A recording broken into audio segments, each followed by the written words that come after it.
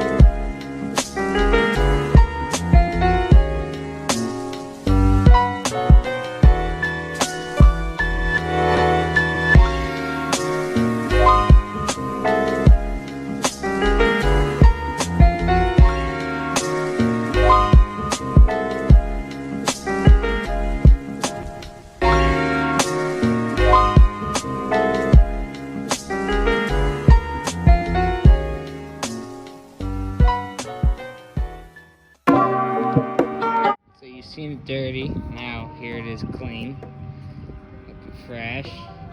Besides normal wear, like this is all from me with my boots, scuffed it all up here, bringing my foot off the back. All kinds of scratches on it. The plastic is relatively easy to scratch, I found out. And my boot. This is my first dent right here. It's an official two-stroke now. She is all cleaned up, looking fresh.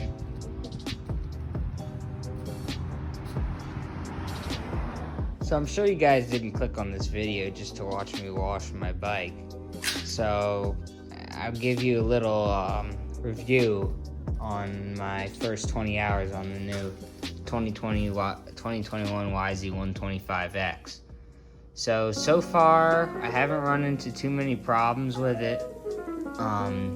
My first probably 10 hours on the bike, I found around 3 plugs, and I had it looked at, and they said there's nothing wrong with it.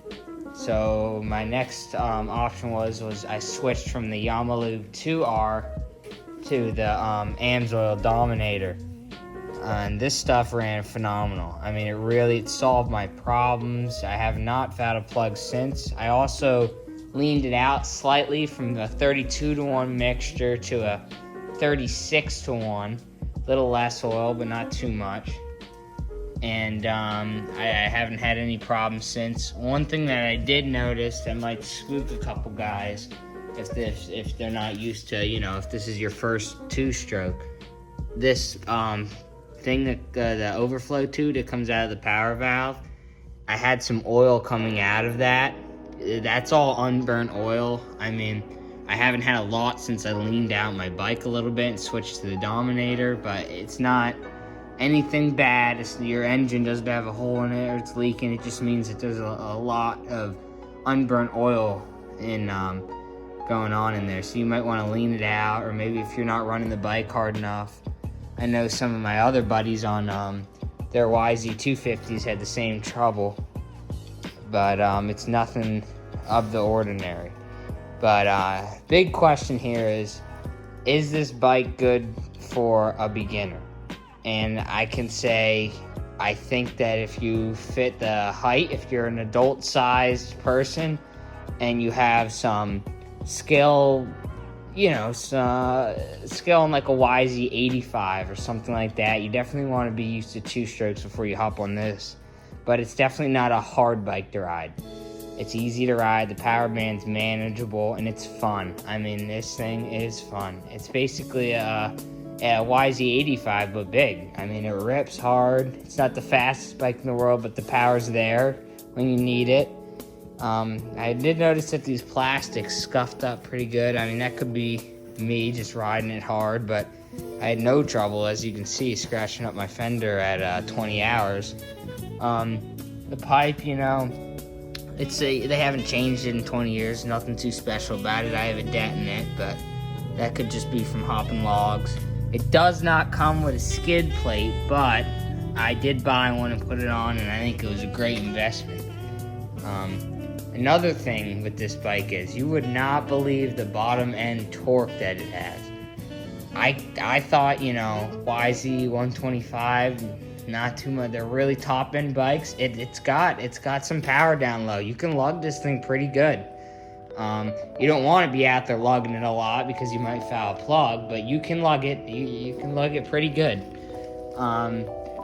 No troubles with the carburetor. The piston, I took a look at it.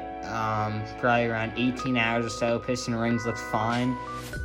And that was a pretty hard riding. I mean, I'm topping it out everywhere I go for the most part. Not too many other problems with it. That I haven't had any other problems, really. I crashed a couple times. The bar's still straight. I think what I am going to do is throw some handguards on here, some Yz125 X Ultimates. Those I think will be a good upgrade to it. But clutches, this is a great cable clutch. This is probably the best feeling cable clutch I've ever felt. I mean, I rode Hondas, I rode KTMs. You know, it's hard to beat a KTM hydraulic clutch, but when you're comparing a cable clutch to a hydraulic clutch that these KTMs and the Husqvarnas have, this is definitely good. This is a close competitor. You know, obviously you're not going to get the smoothness of the hydraulic clutch, but it's definitely runs with them, especially for the price tag. I mean, it was $7,800 out the door. How can you argue with that? You know, you're looking at the KTMs and the Huskies. Their 125 bikes can be $8,800 out the door. You know, and for these things run right with them. You know, they haven't changed them in 20 years for a reason. But so that's that. If you're considering buying one of these, I highly recommend it. The 125X model. It's nice with the 18-inch rear wheel. Another huge thing, the kickstand's great. I can't stress, especially for you smaller riders, smaller guys like me, that kickstand is a lifesaver. The seat gets dirty easily, but I like to use this. I use this Power Out upholstery cleaner. Cleans it right up every time. Does a great job.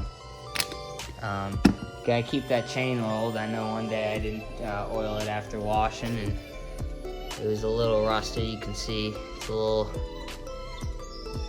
rusted in there, but not too bad. Sprockets still look healthy. Everything looks good. Swing arm's a little scuffed up, but not too bad. I would recommend getting a clutch cover. As you can see, these Yamaha clutch plates, they scuff up pretty good. That's only 20 hours. I can't imagine what it's going to look at 50. And I did order frame guards, so I get some frame guards in there. It's possible I'll be in the future getting a FMF head pipe, but I don't want to mess with the jetting right now. Everything's running good on it. And yeah, I mean, this is a great bike. If you're considering buying one, I'm definitely would suggest doing it. But hopefully I helped you guys a little bit and maybe had some questions about why you found plugs or anything like that. Like I said, you're gonna want to, if you're having trouble with plugs, you're gonna want to try to run this Dominator. I know some people wanted to run the Interceptor oil, but the 125s, you're running them. Even though it's the X version, you're still running them relatively hard. This oil is good. This is what you want to put in it. And it's around $13 a thing. I should just go buy a gallon of it, but I run the Balray and ADW in there for the transmission oil. The owner's manual says 20 hours. I think that's way too much. I think you should change the transmission oil around every 10 hours. I think that I think that 20 hours is way too much. I changed it around 15 last time, and it was dark. But these are the plugs. These are the cheaper plugs. I have yet to run them. I'm still running these iridiums.